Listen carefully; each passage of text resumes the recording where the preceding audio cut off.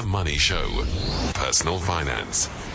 Warren Ingram with Personal Finance on this Thursday night. The Dow Jones Industrial Average hitting record levels. The JSE hitting record levels. Levels of panic, political panic and social panic reaching high levels to Warren Ingram. And it's understandable that many people would want to invest overseas. And our Stock Pick Monday guest on Monday actually had 3 international companies. And people said, well, that's very nice. But actually, I want to know how to invest offshore. I want to know how. And I suppose there are 2 ways of doing it. One, you do it locally with rands and you buy assets offshore, or 2, you actually take cash, you go to the Reserve Bank, you say, please may I have permission to take money out of the country, and then you go buy shares elsewhere. I mean, are those the only 2 options really? Yeah, I think that sounds about right. So the rand-based option, you would, you buy, a share on the JSE that's actually overseas. There are a lot of property companies and other companies that operate overseas, or you buy an index tracker that's although it's invested overseas, it's rand denominated. And then the alternatives, you use your allowance to go overseas. And I think there are 2 ways that you can do that. So all of us get R1 million a year that we can use. It's called the discretionary allowance, and we can that's part of our travel allowance. So that's money that you would use if you were going on holiday or funding overseas purchases of items or kids' education or whatever. But also that you are allowed to invest that money. And that's a relatively easy, straightforward process to use to invest money. You don't have to apply to the to SARS to get a tax clearance certificate to send money out. But if you're one of the very, very fortunate few that need to invest more than R1 million overseas, then you apply for tax clearance and you're allowed to invest up to 10 million. Okay, let's skip that, because people who've got that money have got money to pay advisors themselves. Okay, let's talk about real human beings. You and me. Yeah. Well, to speak about you and other real human beings. Where we talk about within this R1 million, because I really think that 99.9999999% of South Africans can't afford to do even that. So why don't we talk about that part of it and say, right, is it worth taking the money out of the country and converting it into a foreign currency, and then making investments using an offshore broker or using a local broker with offshore contacts in order to do it for you? Or do you just sit in South Africa with your rands and buy a couple of index funds that are directly exposed to international markets? What's the approach? I think I have to give you a sitting on the fence answer, because the size of you've been watching too much SuperSport. Yeah, watching that one commentator. So the issue here will come with the quantum of money that you send out at a time. So when you go to the bank and you say, I want to send my money out, they're going to charge you a fee, and like everything in life, the more money you give them to send overseas, the lower the percentage fee will be. And so doing very small amounts probably is not viable from a costing point of view, just on the exchange, on the foreign exchange fees. In which case, rather doing a rand-based overseas investment as an interim measure. So let's just say, really practically for most of us that can, do a debit order on a monthly basis of a relatively small amount. It's most likely better to do it into a rand-based overseas investment, and then every 3, 6, 9 months or whatever the deal is, then actually sell that investment and send it out. So I would say if someone says, I've got R1,000 a month and I want to invest that, but it must be going into the overseas markets, then I would say do a rand-based overseas investment. Don't really concern yourself with trying to go the real offshore route. The only but there, and on the other hand, is if you really are concerned that someone in finance or in treasury or SARS or someone just makes it absolutely impossible to send the money out. They reverse exchange controls, or they put administrative issues in that just make it impossible to convert your money. So if you have that fear, then of course it makes sense to actually get the money out, buy foreign currency, and then, as you say, then look at the options that you have overseas. And then, okay, so let's say that we're looking at overseas options, and we think that South Africa is complicated with our 1,200 unit trusts and then 100 exchange traded funds and about 400 investable companies on the JSE. That's already 1,700 investment options, okay, and multiple variations of those.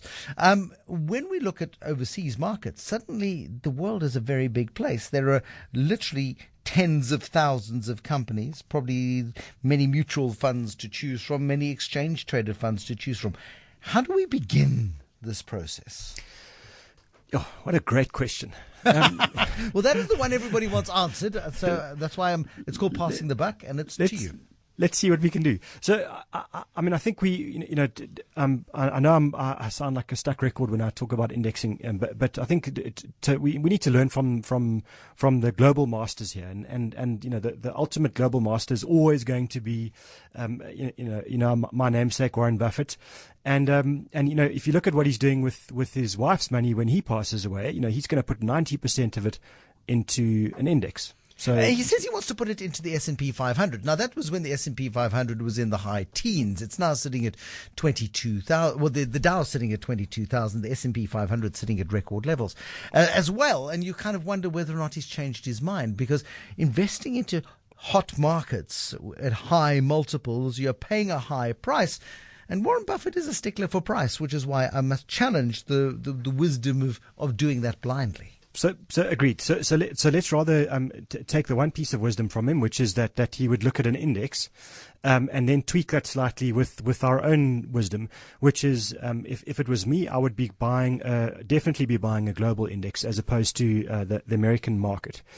And I'm saying American market only because the global index will have a very big American exposure, probably in the region of 50% of the value of the world market anyway. But I think the one thing to understand about going into these international markets is you'll be buying such a mixed bag. So you'll be buying the UK with a portion of your money, and no one really knows exactly how that whole investment case is going to unfold with Brexit. You're going to be buying Europe, and I think that's got enormously complicated, demographic issues that we just don't know how they're going to resolve. And then you go all the way across to Asia, and there'll be some, small exposure to emerging markets as well. But to me, I would certainly be taking a global view on an index like that. Okay, now how many global index funds are there?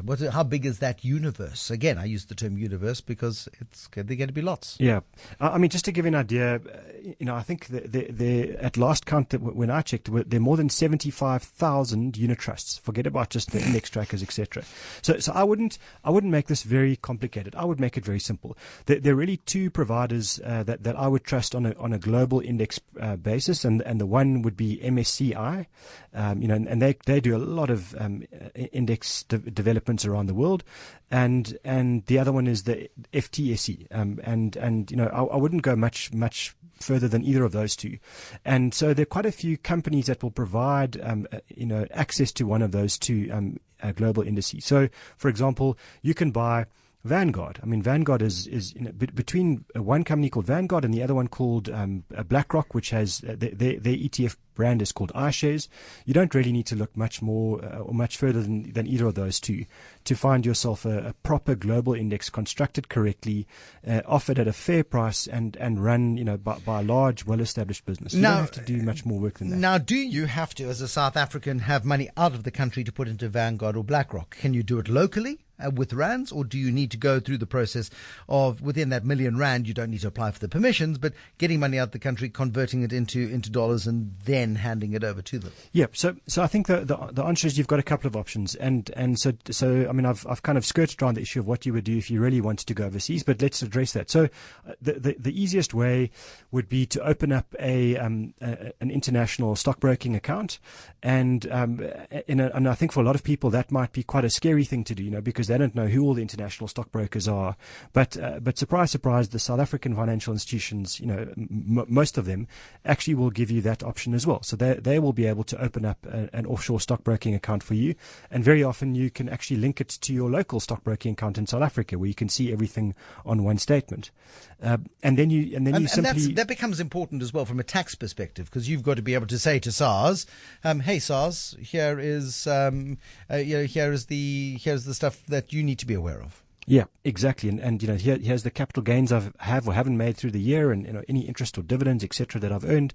And the local the local stockbroking outfits, often will have those reports pre-formatted for you. Whereas if you went and just opened up, with Charles Schwab in America, and just said, "I want to open up an account there," they're not going to have a cooking clue what goes on in South African tax environments, and their tax year is not going to be end of Feb, and you won't get IT3Bs or whatever the deal is. That's not to say that you you shouldn't consider those international stockbroking platforms, but just be aware that you then need to do a lot more homework yourself. And just while we're on that topic, the one thing that I think a lot of people forget about is international taxes. So there's huge temptation by South Africans to buy or open up stockbroking accounts or bank accounts, etc., in the US directly or in the UK directly. So to go and have your bank account in London, that then you can buy your shares, etc., etc., which is all good and well, bar one thing, is they have estate duty on investments that foreigners own. And there's certain thresholds. So it might be $40,000 worth of assets in America, for example. So if you went and bought the Vanguard MSCI World Investment from your Charles Schwab account and you had it housed in America, just know that there might come a time when, if you passed away, the Americans would take 40% of your assets that you've got there for estate duty. And estate duty is already onerous in South Africa. Now you're paying double that on your assets in America, and then the same with the UK. And I think we sort of blindly just go into these things very often because those are important. Big markets, yeah. Yeah.